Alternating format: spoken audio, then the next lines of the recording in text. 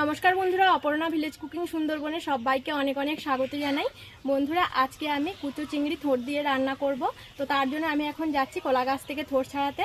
তো আপনারা পুরো ভিডিওটি দেখতে থাকুন। যদি ভিডিওটা ভালো লাগে একটা লাইক করে দেবেন, শেয়ার করে দেবেন। আর আপনারা যারা এখনও পর্যন্ত আমার চ্যানেলটিকে সাবস্ক্রাইব করেননি, আপনারা প্লিজ চ্যানেলটিকে সাবস্ক্রাইব করে সকলে আমার সাথে থাকবেন।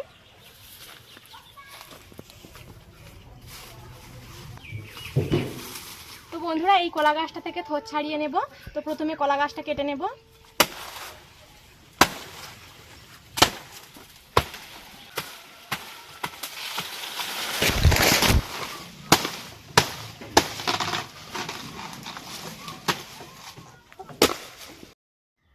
তো বন্ধুরা দেখুন, এখনও গাছে কতগুলো কলা ছিল, আর এই কলার কাঁদিটা কিন্তু অনেকটাই বড় পড়েছিল। তো প্রায় সব কলা পেরে পেরে খাওয়া হয়ে গেছে, আর এই কলাগুলো থেকে গেছে। তো এখন এই কলাগুলো পাকিয়ে খাওয়া হবে।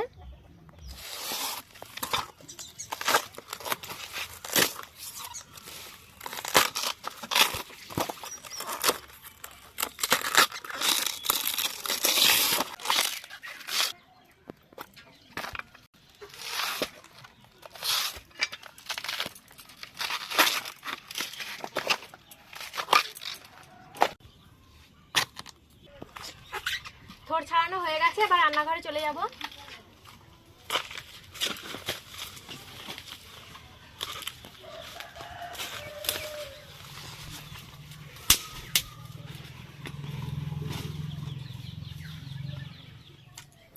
থোড় ছাড়িয়ে নিয়ে চলে এসেছি, এবার রান্নার জন্য থোড়টা কেটে নেব।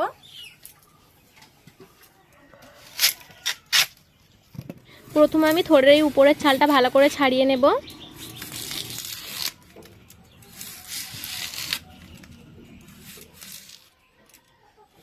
তো দেখুন বন্ধুরা, আমি থোড়ের উপরের ছালটা ভালো করে ছাড়িয়ে নিয়েছি। এবার থোড়টা গোল গোল করে কেটে নেব, আর একটু পাতলা করেই কাটতে হবে। আর থোড়টা কাটার সময় সুতোর মতো যে অংশটা দেখছেন, এটাকে আঙুল দিয়ে এভাবে একটু ঘুরিয়ে নিতে হবে, তাহলে দেখবেন থোড়টা কাটতে সুবিধা হবে। তো এভাবে আমি সব থোড় প্রথমে কেটে নেব।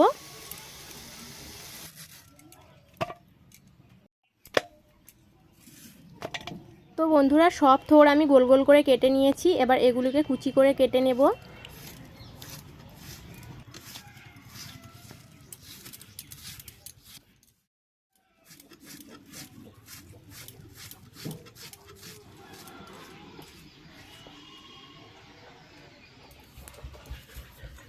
থোড় কাটা হয়ে গেছে, এবার থোড়ের সঙ্গে দিয়ে দেব 1 চামচ লবণ। আর লবণটা থোড়ে দেওয়ার পর হাত দিয়ে এইভাবে একটু চটকে নিতে হবে।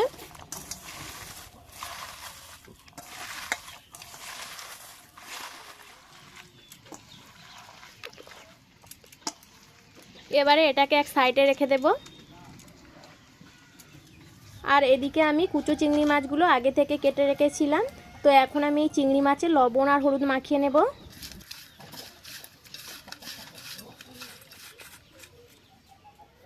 উনুন ধরিয়ে কড়া বসিয়ে দিয়েছি, কড়াই দিয়ে দেব সর্ষের তেল।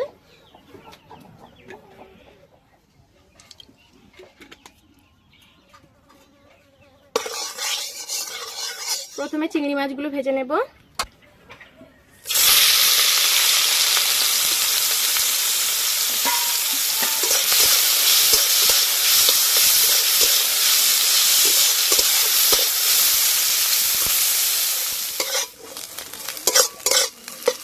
চিংড়ি মাছগুলো ভালো করে ভেজে নিয়েছি, এবার তুলে নেব।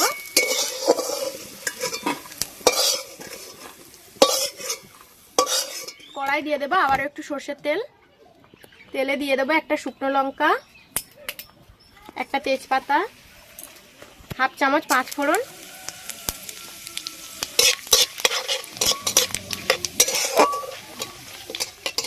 ফোড়ন ভেজে নিয়েছি। এবার এর মধ্যে দিয়ে দেবো একটা পেঁয়াজ কুচি,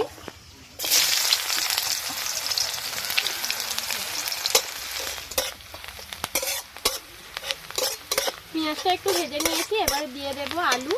আর এখানে আমি 2টো আলু এইরকম ছোটো ছোটো টুকরো করে কেটে নিয়েছি, আলুগুলো দিয়ে দেবো।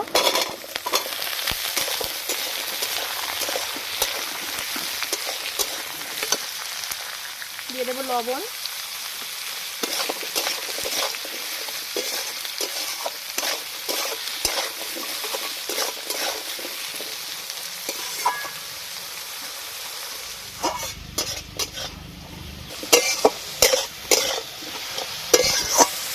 ভালো করে ভেজে নিয়েছি। এবার এর মধ্যে দিয়ে দেবো 1 চামচ আদা বাটা, 1 চামচ হলুদ গুঁড়ো, 1 চামচ লঙ্কার গুঁড়ো, অল্প একটু জল দিয়ে দেবো। 1 চামচ জিরে গুঁড়ো,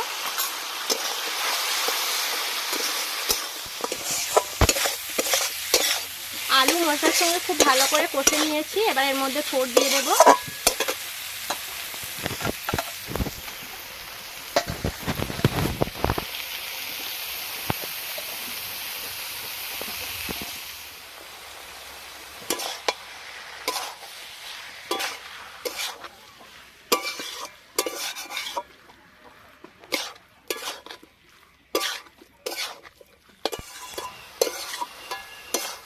আলুর সঙ্গে থোড়ও খুব ভালো করে নাড়াচাড়া করে মিশিয়ে নিয়েছি।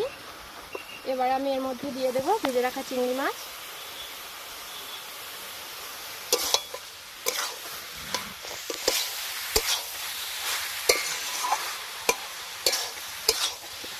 এবার এর মধ্যে দিয়ে দেবো অল্প করে একটু জল।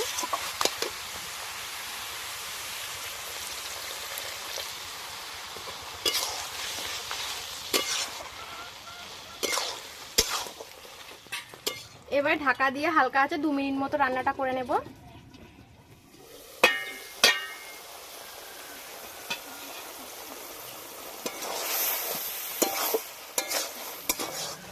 তো বন্ধুরা রান্নাটা আমার প্রায় হয়ে এসেছে। তো এই সময় একটু দিয়ে দেবো চিনি, আর চিনিটা দিয়ে অল্প একটু নাড়াচাড়া করেই নামিয়ে নেব।